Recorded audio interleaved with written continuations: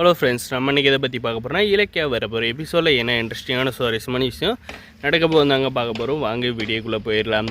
நம்ம கௌதமும் நம்மளுடைய கார்த்தியும் பார்த்திங்கன்னா நம்மளுடைய இலக்கிய ஆசைப்பட்ட மாதிரியே பார்த்திங்கன்னா அந்த பில்டிங்கை வாங்கி புக் பண்ண வந்து 2 பேரும் போயிட்டாங்க. நம்மளுடைய இலக்கியா பார்த்திங்கன்னா அந்த ஸ்கூலோட பிரின்ஸிபல் கால் பண்ணதுனால வந்து ஹாஸ்பிட்டல் நம்மளுடைய ரேவதிக்கு வந்து கேன்சர்ன்ற விஷயத்தை தெரிஞ்சுக்கிட்டு ஹாஸ்பிட்டலில் போயிட்டு நம்ம ரேவதியை வந்து பார்க்குறாங்க. பார்த்துட்ட பிறகு பார்த்திங்கன்னா வீட்டுக்கு வந்து வராங்க. நம்மளுடைய ரேவதி வந்து எப்படியாவது கௌதம கூப்பிட்டு வந்து என் கண்ணில் வந்து காட்டிடு அப்படின்றத வந்து சொன்னதெல்லாம் வந்து யோசிச்சுக்கிட்டே வந்து வராங்க. நம்மளுடைய ஜானகி பார்த்திங்கன்னா என்னம்மா இலக்கியா நீ மட்டும் வர, எங்கே கௌதம காணும் கார்த்திகை காணும் அப்படின்ற மாதிரி வந்து கேட்குறேங்க. நம்மளுடைய இலக்கியா பார்த்திங்கன்னா சோகத்திலே வந்து நான் வந்து எனக்கு ஒரு முக்கியமான கால் வந்துச்சாத்தா, அதனால் வந்து நான் வழியிலே வந்து இறங்கி போயிட்டேன். கார்த்தியும் கௌதம் வந்து அந்த அப்பார்ட்மெண்ட்டை வந்து வாங்குறதுக்காக வந்து அட்வான்ஸ் கொடுக்கறதுக்காக வந்து போயிட்டாங்க அப்படின்ற மாதிரி சொல்கிறாங்க. அதுக்கப்புறம் பார்த்திங்கன்னா நம்ம ஜானகி வந்து என்ன இலக்கியா அவ்வளோ அர்ஜென்ட்டு, உங்களுடைய ஆசையை விட்டுட்டு அதோட அர்ஜென்ட்டு என்ன இருக்குது அப்படின்ற மாதிரி வந்து கேட்டதுக்கு அது வந்து அத்தை அப்படின்ற மாதிரி வந்து மழுப்புறாங்க. அது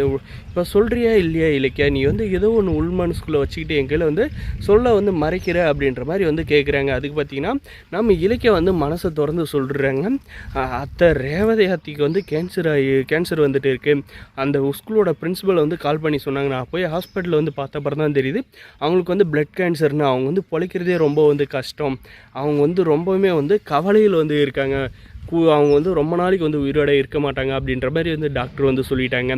என்னால் என்ன பண்ணுறதுன்னே வந்து தெரியல, எவ்வளோ செலவானாலையும் வந்து நானும் வந்து காப்பாற்றுறீங்க அப்படின்ற மாதிரி வந்து டாக்டர் கையில் சொன்னேன். ஆனால் அவங்க வந்து முடியாதுன்னு வந்து சொல்லிட்டாங்க அப்படின்ற மாதிரி நம்மளுடைய இலக்கியா சொன்னதுக்கு ஐயோ அப்படின்ற மாதிரி பார்த்திங்கன்னா அதிர்ச்சியில் வந்து நம்முடைய ஜானகி வந்து அப்படியே வந்து சோஃபா மேலே வந்து விழுந்துடுறாங்க. இதுக்கப்புறம் பார்த்திங்கன்னா அத்தை அதெல்லாம் ஒன்றும் இல்லை, நீங்கள் வந்து எதுக்கும் வந்து பயப்படாதீங்க அப்படின்ற மாதிரி வந்து நம்ம ஜானகி வந்து சமாதானப்படுத்துகிறாங்க. அதே சமயம் பார்த்திங்கன்னா இலக்கியா நமக்கு மட்டும் தெரிஞ்ச விஷயம் வந்து கௌதமுக்கு வந்து தெரியவே கூடாது அப்படின்ற மாதிரி வந்து சொல்கிறாங்க. என்ன விஷயம் அத்தை அப்படின்றதுக்கு கௌதம் வந்து ரேவதியோட புள்ளன்றது வந்து கௌதமுக்கு வந்து தெரிய விடாது பார்த்துக்கணும் யாருக்குமே அப்படின்ற மாதிரி வந்து சொல்கிறாங்க. அத்தை அதும்போது வந்து ரேவதி அத்தோட கடைசி ஆசையை வந்து கௌதம் வந்து ரேவதி அம்மா வந்து அம்மானு கூப்பிடணும். கடைசி காலத்தில் வந்து கௌதம் தான் வந்து அவங்கள வந்து இடுகாட்டில் எடுத்துகிட்டு போயிட்டு கொல்லி வைக்கணும் அப்படின்றது தான் அவங்களோட ஆசை.